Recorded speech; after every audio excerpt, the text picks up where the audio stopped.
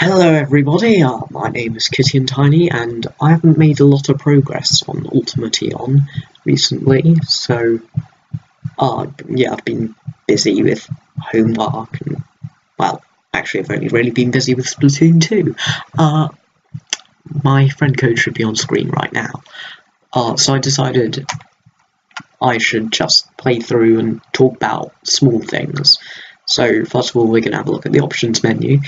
You have probably had a glance at this before if you've seen any of the trailers or gameplay footage.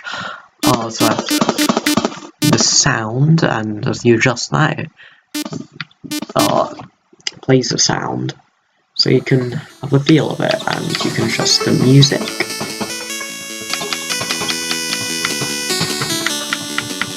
I'm going to turn that off for this video.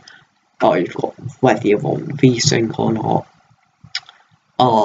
Screen resolution. I'm not going to touch that because last time I did that I messed up the recording. And full screen, and you can go back. I'm going to new game because I've actually got the files working. The GUI is a bit big in this one because I'm recording on smaller screen. So yeah, that's all I've really got to say. So this is our hub room. Here you can choose which enemy you want to fight. When you go over one, it will change the background to their specific stage. I haven't made any apart from I've started on this guy, Cuboid. I've finished Xavier and I've finished the beginning stage. I'm going to play through the beginning stage. Ready? So at the moment I am playing with an Xbox 360 controller. So if you have a gamepad, then you can use the left analog stick to move around. You can use A to jump, X to use your special ability, in this case shield, Y or start to bring up your character list. And of course the right analog stick to fire. I honestly find our controller a lot more comfortable to use, and it flows a lot more nicely than a keyboard. But keyboard, because with controllers you can't really have your hands on the jump button and the right analog stick, so it's kind of hard to jump and shoot at the same time. So keyboard is the more professional one. So keyboard, you use space to jump, W, A, S, and D to fire, and the arrow keys to move. I'm going to be playing with controller. So in the top of my screen, you can see I just gained some pink orbs. Now you might be wondering, what do these pink orbs do? Well, if I collect 25 of them, I can place a checkpoint anywhere in the level. So there are no normally placed checkpoints, and you've got to get your own, so you can find these by killing enemies. Different enemies give you different amounts, or just finding them around the level. These orbs also fully restore your health. Not fully, but they restore your health. Now, if you've got 25 or more, it starts flashing, as you can see. And from here you can press B on the Xbox, well, or any gamepad that you have connected to your computer, or L on the keyboard. So I'll press B, and here I go, I've got a checkpoint. So now if I get oh god, yeah, this guy will kill me quicker, he does a lot of damage. Come on, come on, come on. So now I can choose to title, from start, or from checkpoint. Because I've got a checkpoint, I'm going to press from checkpoint, and I will start from there. If you die, you don't lose all of your orbs. You just lose, like, I think 75% of them. It's been a while since I added that, so I'm not 100% sure, actually. So yeah, that's how it works. So this game, I sort of started off intending it as more of an action game, but it's sort of become more strategic because your 8-direction firing means that you can, like, okay, so because it's sort of hard to jump and fire at the same time, and also you've got 8 directions shooting, it's always good to get into a safe position and then fire, especially because enemies have a limited attack area. For this guy, it's a swirly pattern. For the Dark Guardians, it's just left and right. For the hovers, it's down, or you can actually get hovers that are on their sides, as we will see in a minute. So it's always good to find a safe place if you want to lose as little health as possible, because enemies do deal a lot of damage in this game. So here are the hovers I was talking about. I'm just going to take them out quickly. And we can ride this platform and go up here. I remember I used to have walking upstairs, but I didn't have walking downstairs, so you would fall down the stairs. Like, I wouldn't go like that, I'd just plain fly off, and I knew how to get around it, but all my playtesters just flew off down that hole, and they took absolutely ages at this section. So there are branching paths in this game, as you have seen already. I just done goofed. I'm gonna have to do that again. Boing. Oh, poo. I'm really not good at this game. And I made it, so I'm just generally not good at video games. Okay. So we're going to take this super secret path. I'm going to place a checkpoint here because I want to save my progress in case I die. Because those spikes, unlike a game like Mega Man, which, as you can guess, this game is heavily based off of, they don't instantly kill you. They take like half your health. But they do, yeah. But they're probably the most deadly damage dealer mobber in this game, so you might want to be careful of them, at the very least. So here's our first power-up in the game, the shield. And we get that armor, not shield. So, as you can see, our health has gone blue, and we've got an extra little bit. I might end up changing the health bar, but all of the ways of doing it that I can think of will make it less precise. Like, as Ali8888888 recommended, it could be like on its side, I think. What are they called? Parallelograms? Whatever. So let's go up here and finish the level. Okay, so we just finished that level, and well, I didn't actually finish the level, I sort of quit out of it because reasons, but if I had properly finished it, then, this guy would be, non-transparent, constantly opaque, I think. Yeah, that's it. So you're able to see whether you've defeated a boss or not. So I feel like it was sort of hard to explain the mighty beasts in text.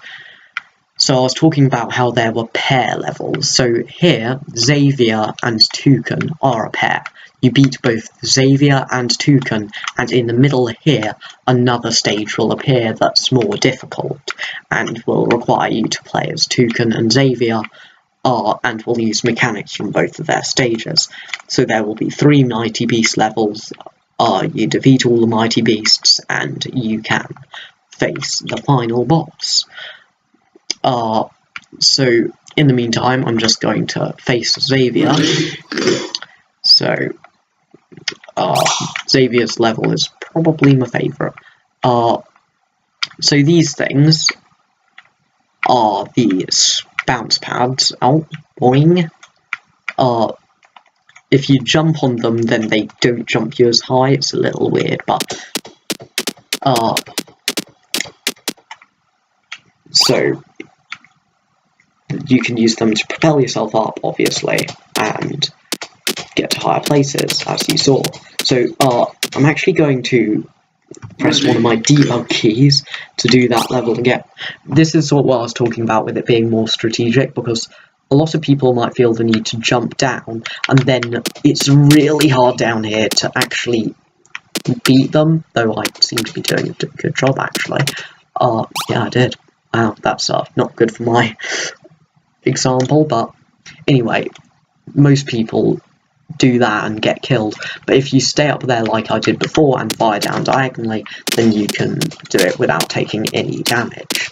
So if we get through here, we can collect these pink orbs. As you can see, I did keep my pink orbs through levels, so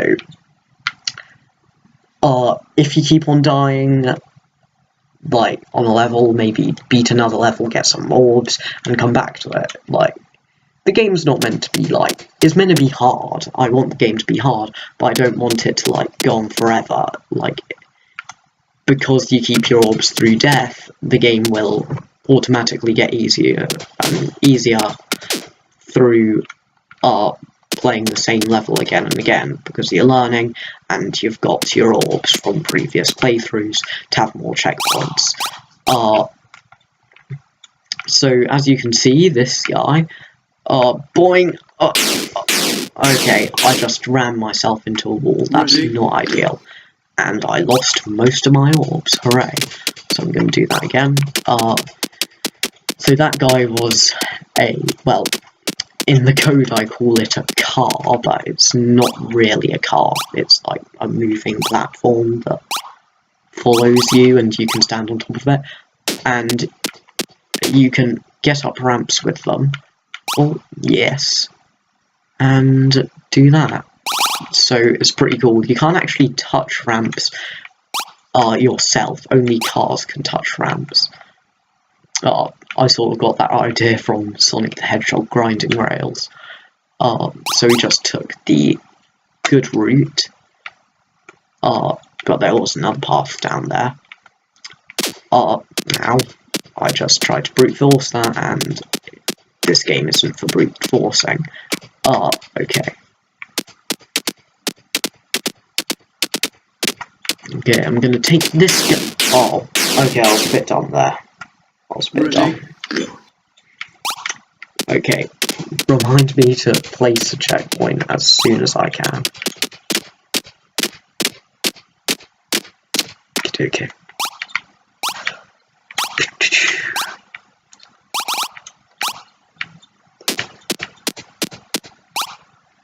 Okay, so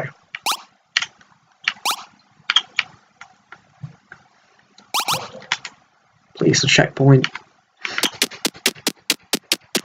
You've sort of got to be careful with where you place checkpoints, because it is possible to place one right in front of an enemy, and in which case you are pretty screwed. So this is another example of brute force versus strategic thinking. So this guy, I can't shoot like that. So one way I've seen people doing it is to jump and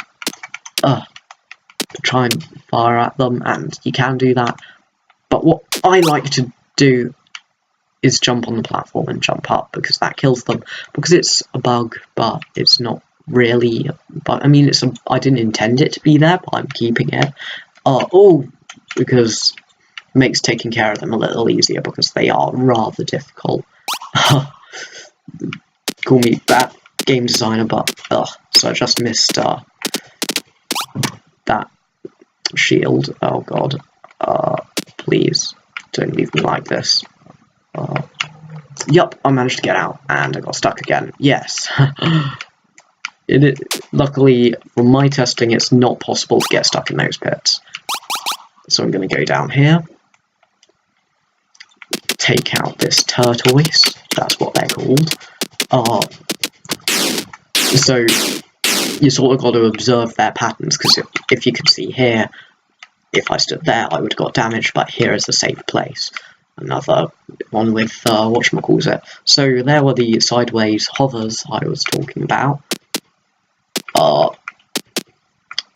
Yeah. So, a lot of people, including myself, sometimes try to, fight them from the side, but you've always got to think about things in this game, and of course, you can sort of cheese it by going to the left and doing that, but it's not really cheesing because that's all what I intend. So, intentional cheesing.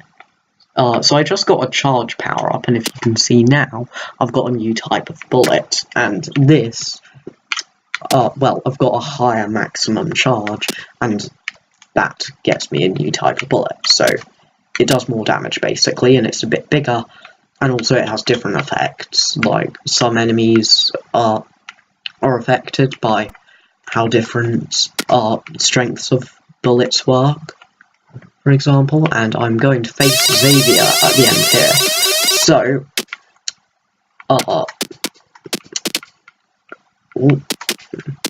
So this person will fire a bit at you, and then they can use their dash attack to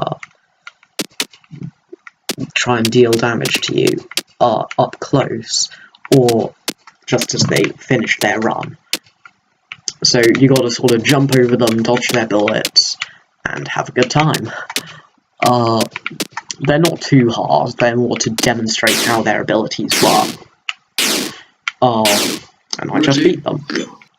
And because my programming, well, not really my programming, just how the way it is, these guys, I think, share the ID with this one, so when Xavier's beaten, these guys think they're beaten, basically. That's because I haven't gotten to making their levels yet.